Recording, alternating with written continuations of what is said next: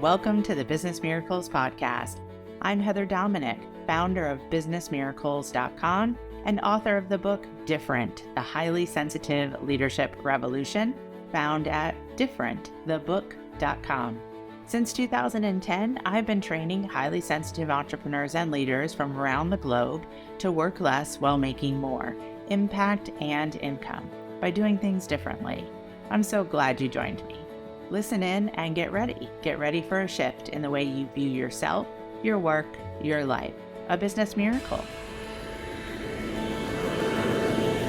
This is a Course in Business Miracles podcast, episode 207. Understanding HSP neurodiversity and executive functioning. In this week's episode, I begin an important discussion on whether highly sensitive people are actually neurodivergent or not.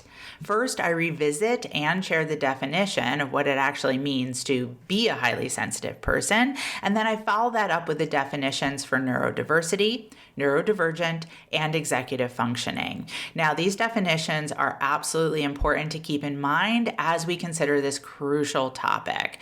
From there, I examine the research and how it relates to us as highly sensitives in business and leadership. Be sure you listen in until the end, because this is where I share 5 key points to bring it all together so that you can better understand yourself and your highly sensitive nature as possibly neurodivergent. Also, be sure to tune into our next episode, because this is where we're going to take the topic even further by discussing enhancing our HSP neurodiversity and executive functioning. But let's start with this episode first. Here we go.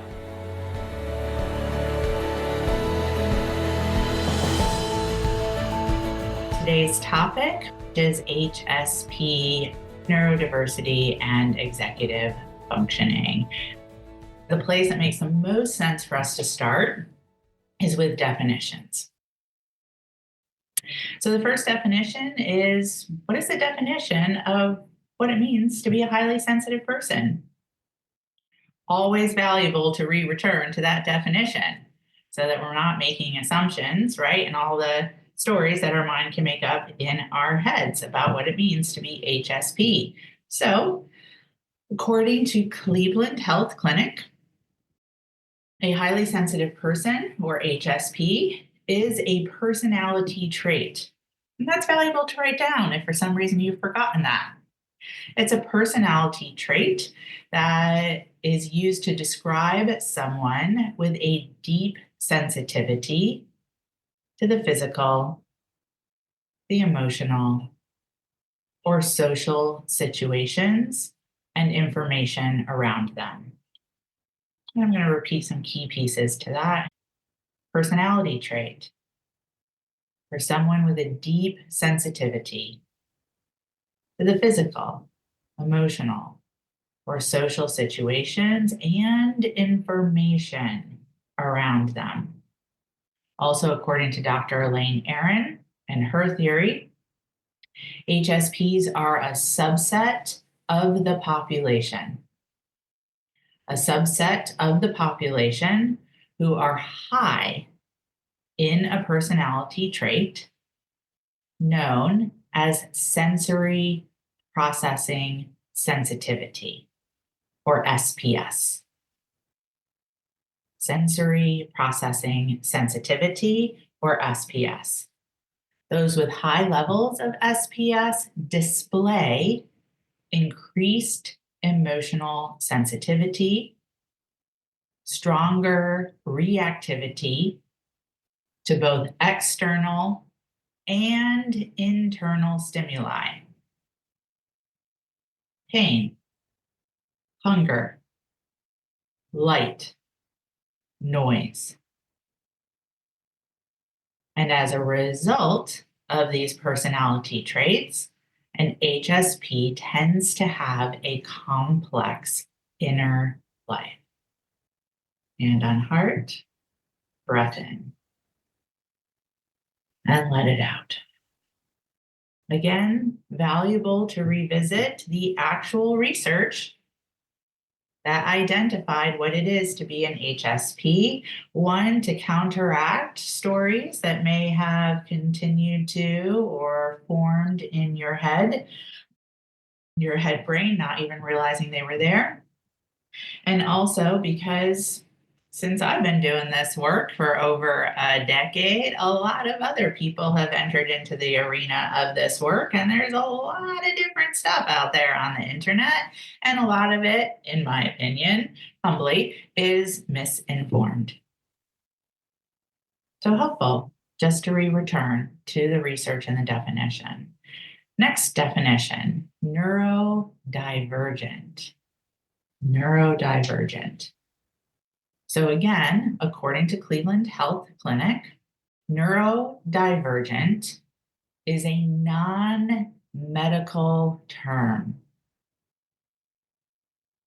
A non-medical term that describes people whose brains develop or work differently for some reason. This means the person has different strengths and struggles from people whose brains develop or work more typically. While some people who are neurodivergent have medical conditions, it also happens to people where a medical condition or a diagnosis has not been identified. I'll pause here, make a dot connect back to definition of HSP as a personality trait, not a medical condition. Next definition, neurodiversity. This time, according to Harvard Medical, neurodiversity describes the idea that people experience and interact with the world around them in many different ways. And that's a writer downer. People experience and interact with the world around them in many different ways. There is no one right way of thinking. There is no one right way of learning. And there is no one right way of behaving. And let's all prepare to take a deep breath on this next point.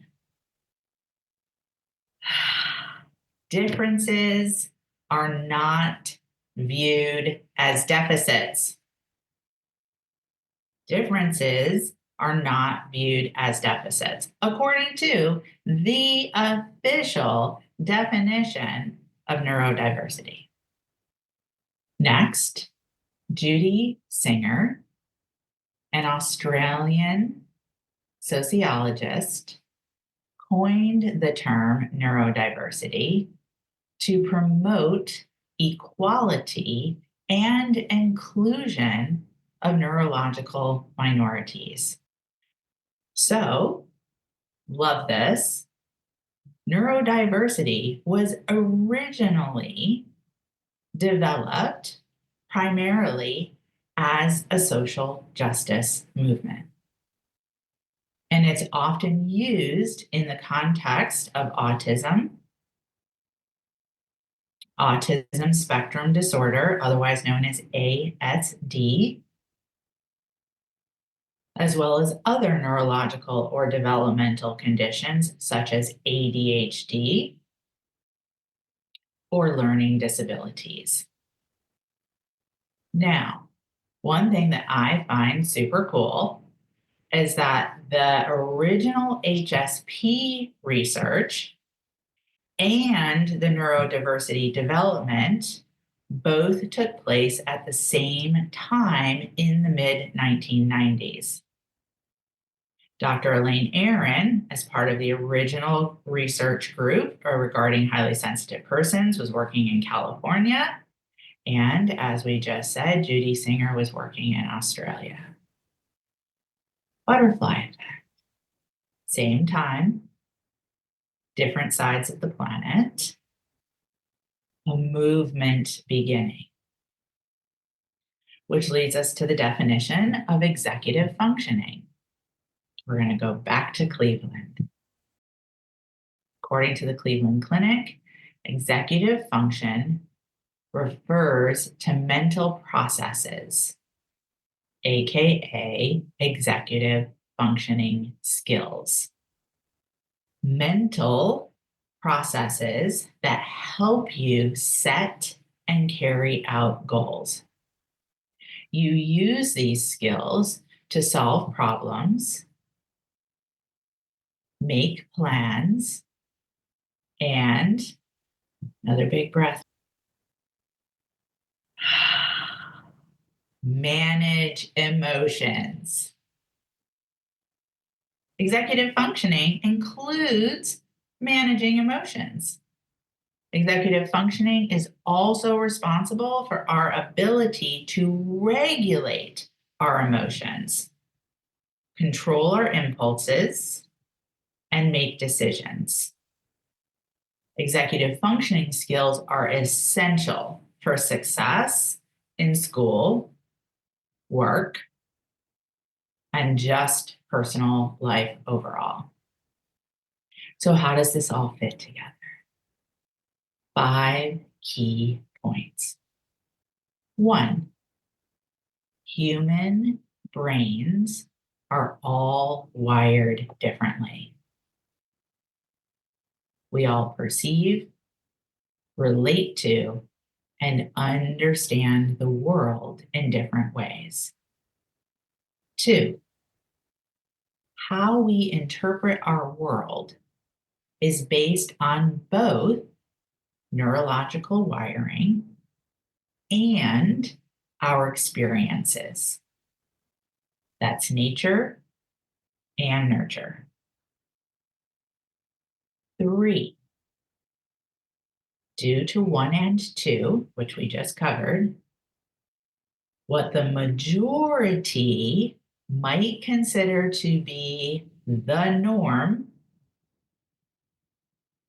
might not be so normal. What the majority might consider to be pathological may, in fact, just be a variation in genetics, making an individual unique. Again, differences, not a deficit. 4, HSPs are born with a sensory processing sensitivity. Highly sensitive people, you and me, exhibit increased blood flow to the regions of the brain that process our emotions, our awarenesses, and empathy. Therefore, we are born with different wiring than most. 5, a highly sensitive person perceives the world differently than most, and therefore are among the neurologically diverse in our population.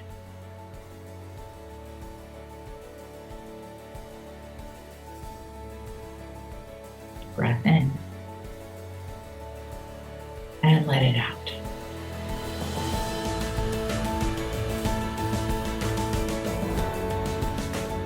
Thank you for being a part of this Business Miracles podcast episode and for beginning to dip your toe into the journey of highly sensitive leadership training. If you are ready to truly use your sensitivities as strengths in all parts of your work and life, I invite you to connect for a one-on-one chat. You will experience being deeply listened to, and together we'll get a sense of whether the highly sensitive leadership training programs are the best next step for you and your highly sensitive journey at this time. Just go to www.claritycall.com to schedule a conversation. We so look forward to connecting with you. Talk to you soon.